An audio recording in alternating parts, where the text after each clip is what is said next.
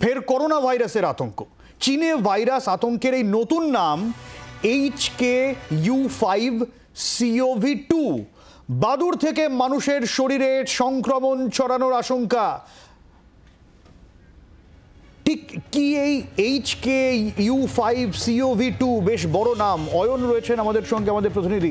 অয়নের কাছ থেকে গোটা বিষয়টা বুঝে নেব। অয়ন, দেখো শুভসাচী, তোমাকে বলে রাখি, চীনের যারা সংক্রামক রোগ বিশেষজ্ঞ তাদের তরফ থেকে গবেষণা করে দেখা গিয়েছে যে বাদুড়ের থেকে নতুন একটি ভাইরাসের উৎপত্তি হয়েছে, যার নাম আতঙ্কের নতুন নাম HKU5CoV2, অর্থাৎ SARS-CoV-2 তুমি দেখেছিলেন একেবারে করোনা ভাইরাস যেমনটা, তার একবারে তাই এক অনুরূপ তার।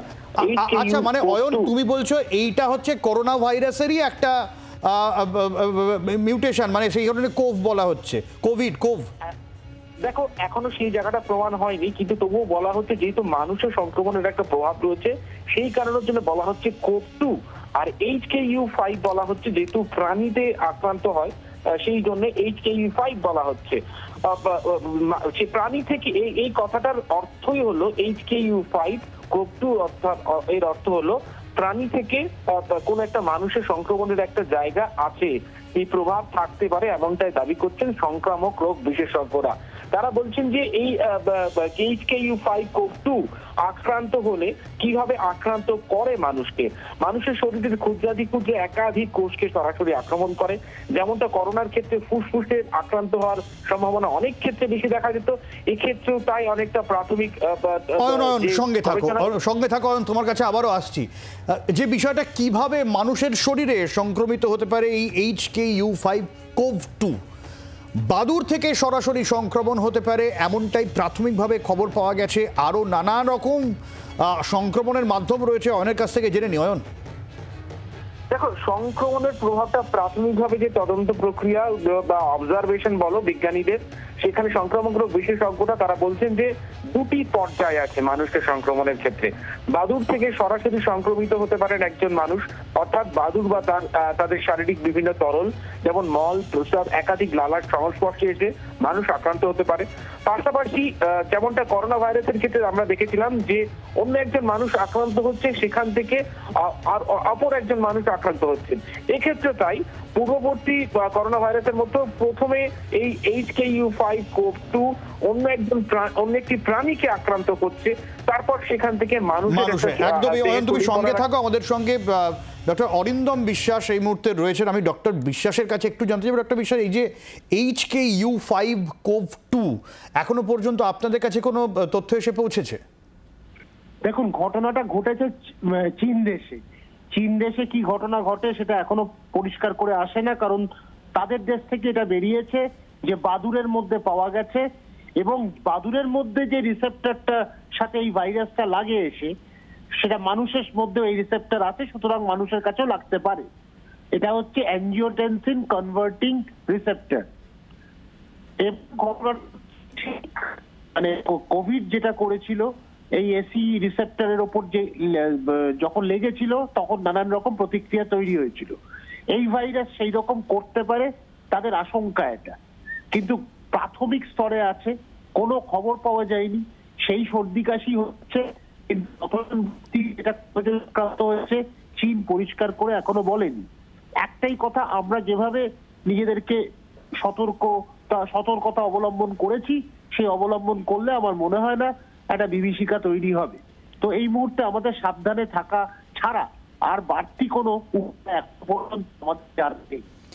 ডক্টর বিশ্বাস, এই কোভ2 এটা কি কোভিডেরই কোনো মিউটেশন বা এই জাতীয় কিছু, মানে এক শ্রেণীতে ফেলা যাবে এরকম কিছু বিষয় কি? মিউটেশন হয়তো নয়, এটা একই করোনা ভাইরাস, কিন্তু এটা ভাইরাসের স্ট্রাকচারটা হয়তো অন্যরকম, কিন্তু ভাইরাসটা কোষের মধ্যে গিয়ে রিসেপ্টরকে ধরে। অ্যাঞ্জিওটেনসিন কনভার্টিং এনজাইম রিসেপ্টর, এই রিসেপ্টরটা মানুষের মধ্যেও আছে, সুতরাং বাদুড়েও যদি থাকতে পারে মানুষেও গিয়ে আক্রান্ত হতে পারে।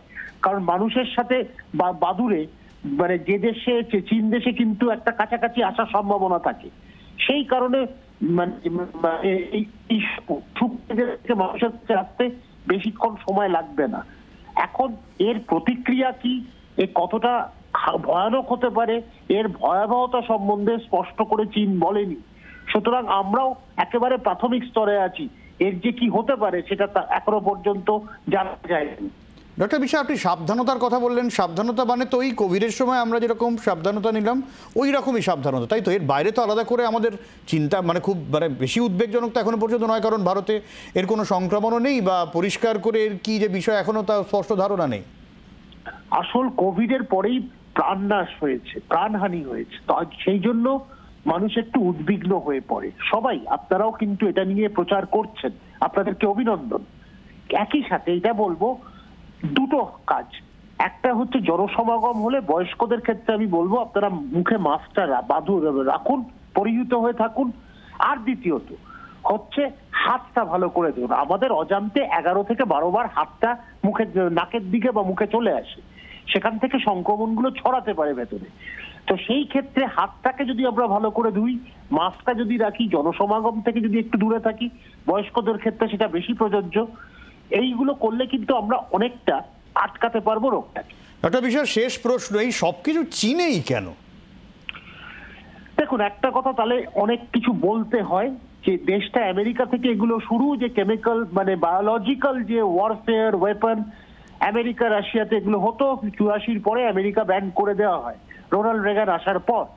তারপরে বিষয়টা চীনে চলে যায়। এখন চীনের বিভিন্ন ল্যাব আছে এই ভয়ানক ভয়ানক সংক্রমণ তৈরি করার জন্য তারা কাজগুলো করে, এবং এটাকে মেডিকেল পরিভাষায় আমরা বলি গেইন অফ ফাংশন। অর্থাৎ একটা যে কোনো দুর্বল মানে ভাইরাসকে আমরা কিন্তু খুব ভিরুলেন্ট করতে পারি, অর্থাৎ ভয়ানক করতে পারি, যদি আমি তার স্ট্রাকচার কিছু চেঞ্জ করে দিতে পারি। স্ট্রাকচারটা অর্থাৎ প্রোটিনটা কিভাবে তৈরি হয়? অ্যামাইনো অ্যাসিডে। অ্যামাইনো অ্যাসিড গুলো যদি আমরা একটু স্ট্রাকচার অল্টার করে দিতে পারি, তাহলে কিন্তু যে সংক্রমণটা তৈরি হবে সেটা কিন্তু ভয়াবহতা থাকতে পারে। বাংলার আওয়াজ, বাঙালির আবেগ, জি 24 ঘন্টা।